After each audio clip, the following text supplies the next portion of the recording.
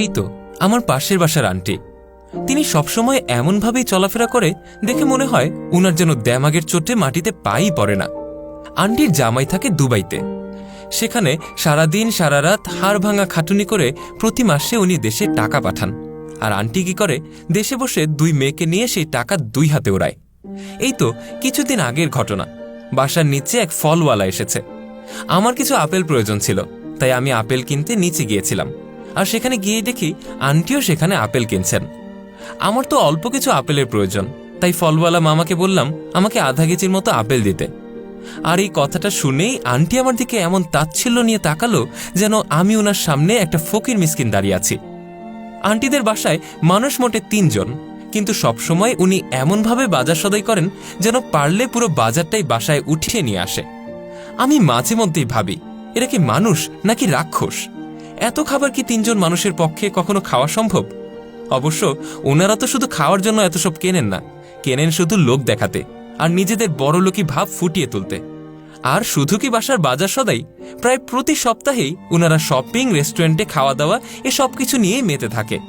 এক কথায় বলা চলে, খাওয়া দাওয়া, শপিং, মেকআপ আর হিন্দি আইটেম গানে নাচানাচি, এগুলো নিয়েই ওনাদের জীবন। উনাদের জীবন, উনাদের বাসা, সেখানে ওনারা যা খুশি করুক, সেখানে আমার কোনো সমস্যা হওয়ার কথা না। কিন্তু সমস্যা ছিল শুধু একটাই, ওনাদের বাসা থেকে আসা প্রচণ্ড সাউন্ড। প্রায় সারাক্ষণই ওনাদের বাসায় একটা চিল্লাচিল্লি হাউকাউ লেগেই থাকে।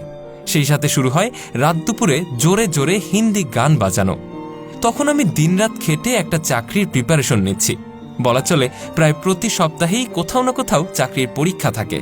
এরই মধ্যে এসব সাউন্ডের চোটে পড়ালেখায় যেন মনোযোগ বসতেই চাচ্ছে না।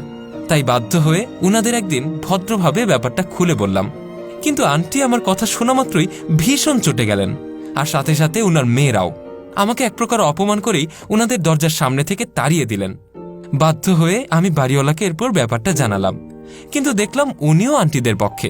আমার তেমন কোনো কথা না শুনেই তিনি বলে দিলেন, না না, আন্টিকে কোনো কিছুই বলা যাবে না, আমাদের অসুবিধা হলে যেন আমি বাসা ছেড়ে চলে যাই। আসলে বুঝতে পারলাম টাকার কাছে সবকিছুই বিক্রি হয়ে যায়। কি আর করার, এক প্রকার বাধ্য হয়েই সেই বাসাটা আমি ছেড়ে দিলাম। আর যাওয়ার সময় আন্টি আর ওনার মেয়েদেরকে দেখি ওনারা ভীষণ খুশি, যেন কোনো যুদ্ধ জয় করে ফেলেছেন তারা। এর বছরখানিক পরের ঘটনা। ততদিনে আমার বেশ ভালো একটা চাকরি হয়ে গিয়েছে। সারাদিন অফিস শেষে ক্লান্ত হয়ে বাসায় ফিরছি। ঠিক তখনই হঠাৎ করেই রাস্তায় আন্টির সাথে আমার দেখা হয়ে যায়। প্রথমে তো আন্টিকে চিনতে আমার বেশ কষ্টই হচ্ছিল। নেই আগের সেই জৌলুস, কেমন যেন রুগ্ন শরীর, চেহারায় কেমন যেন একটা বিষণ্ণতার ছাপ। দেখেই মনে হচ্ছে উনি হয়তো কয়েকদিন যাবৎ ঠিকমতো খাওয়া দাওয়া করেন না, অথবা ঘুমায়ও না। আমি বেশ অবাক হয়ে জিজ্ঞেস করলাম, কি ব্যাপার আন্টি, আপনি ভালো আছেন? কি হয়েছে আপনার? আর আপনার এই হাল কি জন্য? আন্টি আমার কথা শুনে রাস্তার মধ্যেই আমার হাত ধরে কাঁদতে কাঁদতে বলতে লাগলেন, বাবা রাকিব, তুমি আমারে পারলে ক্ষমা করে দিও বাবা। তোমার সাথে আমি অনেক দুর্ব্যবহার করছি। তোমরা সেই বাসা সাইরা যাওয়ার কিছুদিন পরেই তোমার আঙ্কেল দেশে ফিরে আসে, আর তারপর আমার কাছে খরচের টাকা পয়সার হিসাব চাই। কিন্তু আমি তো কিছুই বলতে পারি নাই ঠিক মতো, আর বলমই বা কিভাবে? হিসাব করে তো আর কখনো খরচ করি নাই বাবা। যখন যা মনে ধরছে তখন তাই কিনছি। তারপর এসব নিয়েই এক কথায় 2 কথায় তোমার আঙ্কেলের সাথে আমার বিশাল একটা বড় ঝগড়া হয়ে যায়।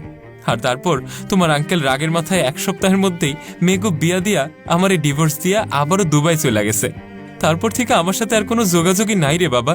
আমার কোনো খোঁজ খবরও নেয় না। টাকা পয়সা পাঠানো তো দূরের কথা, কত চেষ্টা করছি, কিন্তু কোনোভাবে মানুষটার সাথে একটু যোগাযোগও করতে পারতেছি না। কথাগুলো বলা শেষ করে এই চোখের জল মুছতে মুছতেই আমাকে পাশ কাটিয়ে আন্টি চলে গেলেন। কিন্তু আমি রাস্তার মাঝে ঠায় দাঁড়িয়ে আছি। দাঁড়িয়ে দাঁড়িয়ে ভাবছি, হায় রে, কি অদ্ভুত মানুষের জীবন। কখন কাকে কোথায় এনে কিভাবে দাঁড় করায় তার কোনোই যেন গ্যারান্টি নেই। আসলে সত্যি বলতে উচ্ছৃঙ্খলভাবে চলাফেরা করে জীবনে কখনোই ভালো থাকা যায় না। একদিন না একদিন আমাদের এই বেপরোয়া জীবনযাপনের শাস্তি পেতেই হবে। ভিডিওটি ভালো লেগে থাকলে লাইক, কমেন্ট এবং শেয়ার করতে ভুলবেন না। কমেন্ট বক্সে জানান আপনার মূল্যবান মতামত।